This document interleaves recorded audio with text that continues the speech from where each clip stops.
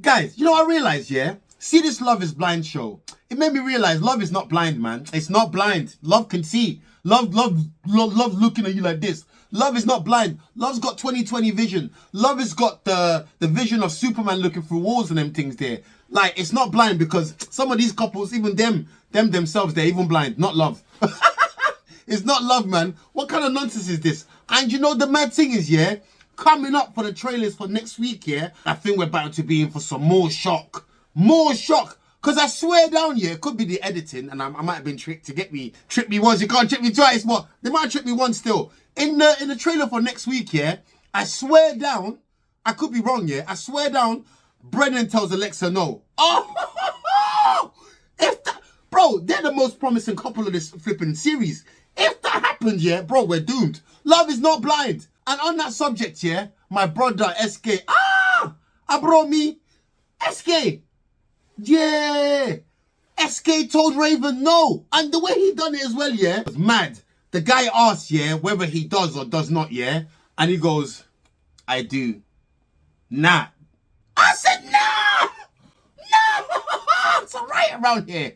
What do you mean you do not? Oi, I did not see that coming, I'm telling you. Fam, even with binoculars, I couldn't see that coming. I swear down. He told Raven no. And you know what? I can see why he told her no, but nobody. When these two first got together, yeah, because Raven, I'm not going to lie, Raven's nice. She's fire. She's hotter than a llama's armpit and them things there, yeah? So when people first saw her, just visually, off of the artifacts or over just how she looks, yeah, people were like, nah, she going to turn my man down, very rare. You get me? Bro, she's in love with my man. It was my man that said no. But I was shocked. Shocked. In his agbada, yo, he looked Chris as well. He said no. I swear down, I did not see it coming at all. And you know what's mad, yeah? I think it was the episode before when they had the bachelorette party. And Raven was saying to the girls about how, I think SK bought her some fish, some goldfish or whatever it is, some fish. And then she woke up in the morning and the fish had died. And she's saying like, is that a sign sort of thing? Yo! DMX vibe. Lord, give me a sign. Yo, Lord gave you a sign. But yo, that's mad. I'm not going to lie. That's actually nuts. To think like how good they were getting on. They stayed under the radar. They didn't have as much problem as the other couples and them things there. Like, their relationship was moving in like a smooth adult fashion. You know what I'm saying? It wasn't all about the physical chemistry. They were trying to get to know each other emotionally and just connect spiritually and them things there. But that still didn't work. It didn't work. And I did not see this coming. Because on the episode before, they went on that little boat ride on the river and all them things there. And they had their little lunch on the boat. It was romantic and stuff and them things there. And SK was just they was cuddled up. There was a lot of affection they were showing. SK, yeah, my man has got bars. Don DeMarco, bars like, he's got bars like that. You know them ones there? He was just saying bare things to her, like bare sick bars and them things there. I started taking notes. I took out the pad and them things there. Started taking notes and stuff. I was like, yo, this guy might be onto something. You know them ones there? He was telling her so much about how he just loved her. He loved her off. But SK, yeah, that's my guy. My man is smoother than palm oil. Bro, this guy is cooler than the other side of the pillow. He just kept it cool the whole time. He knew what he was going to do. And you know what I rate about that whole thing, yeah? When he turned down Raven at the altar, which I was so shocked about, yeah? When he turned her down, yeah? I want to, like, commend Raven so highly. The way she behaved herself. She was shocked. She was emotionally she'd been rejected and them things there. But yo, she didn't act wild or nothing. Her behavior was, yo, I'm not gonna lie, I rate Raven so much. And obviously it hasn't worked out. I can see why it didn't work out, because certain things like him going to school and stuff and wanting to study and that kind of being a problem for them, even though he told her in a pod that he wanted to go to school and study and do certain things.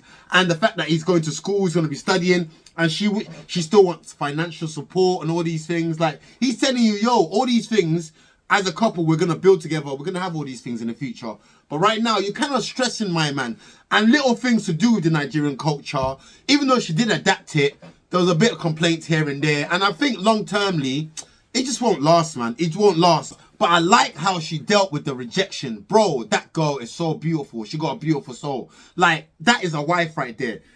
That girl, like, The way she, and you know what's even, what even made me like touch me even more, yeah?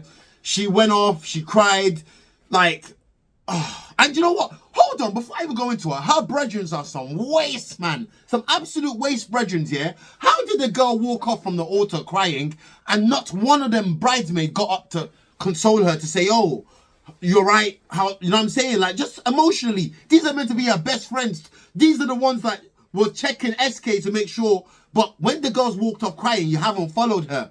Bro, the way I want to follow my boot inside your ass, what kind of nonsense is that? I don't rate that still. You know what I do rate?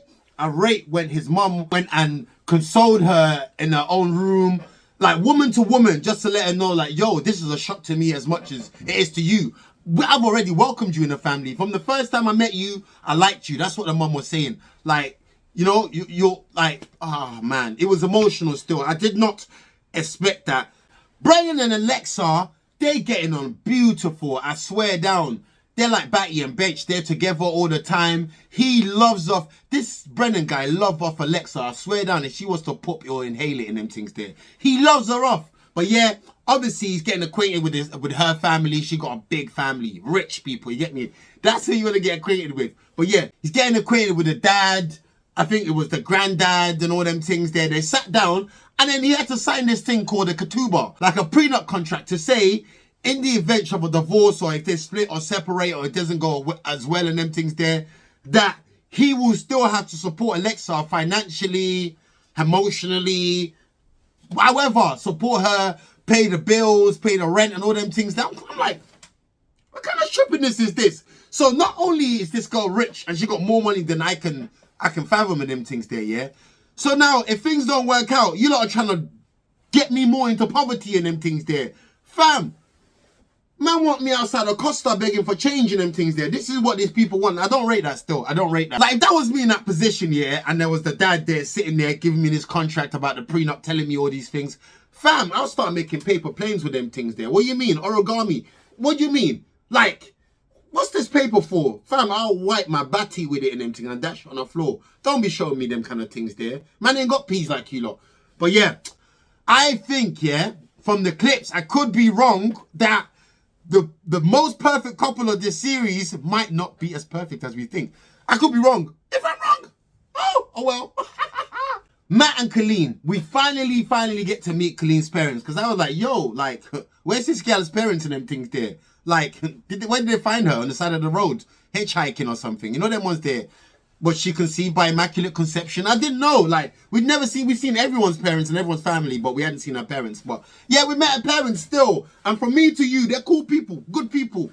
Like, you get me? Like, they seem fun. Nothing bad to say about them. Just loving parents, just loving their children and them things there. Matt is like, he reminds me of that flipping Jack Nicholson in The Shining.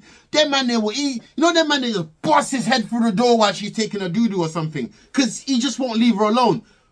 Bro, the guy is crazy. He's cuckoo for Cocoa Pops. And you know what this thing is, yeah? I know he's traumatized from his ex and all them things there, yeah? But bro, I feel like his ex might have left him because he was kind of crazy. He looks like a crazy man. If you ask me, his ex had a lucky escape, because that's a cuckoo man out there. That is a crazy man. This guy is proper burnt from that relationship. He's burnt like a marshmallow at a campfire and them things there. She flambéed him. She proper burnt him and them things there. And now he's just a crazy wreck. Or maybe he's always been like that. Who knows? But he's just a sweaty brother. I'm not gonna lie. Zanab and Cole, yeah? Bro, I don't even know where to start with these guys. They're getting on a lot better than they had been getting in them things there, yeah? They're smiling a lot more. They went together for some wedding dance thing, the intro to their wedding dance. They were having fun and laughing in them things there. Until she went to his yard and started cooking chicken for him. Or he was cooking chicken. She went to his yard, yeah? And she started cooking. The brother come out and Nerf gunned her. Yo, he came out like, Arnold, get down, get to the chopper. She didn't like it. She did not like it. The thing about this girl, yeah, about Zanab, I liked her initially because obviously, like, she's gone through a lot of stuff in her life, her losing her parents and certain things and being raised by different people. So I felt for her story and all that stuff, yeah. But she's kind of a party pooper. I'm not gonna lie. She's kind of like a joy kill. You know them ones there? She's very, very passive aggressive. And don't get me wrong, This guy, this waste man, this Cole brother, yeah, he's a musty, dusty ute and them things there. Them man, they got doo-doo all in his bowl. They've got toilet water just sitting there, bear flies and them things there. Don't get me wrong, I know what this guy is, but I feel like she needs to be not so uptight and less serious in them things there. Like, she just seems like just someone that's a nagger, just complaining about everything, like a killjoy. Like, she just annoys me. Bro, I want to swat her sometimes like a fly. She's annoying, I'm not gonna lie. But anyway, when he nerf gunned her when she was cooking and them things there, she got mad. They sat down, they had a little chat about their relationship and all that stuff. And I'm not gonna lie, it got kind of serious still. They brought up certain issues.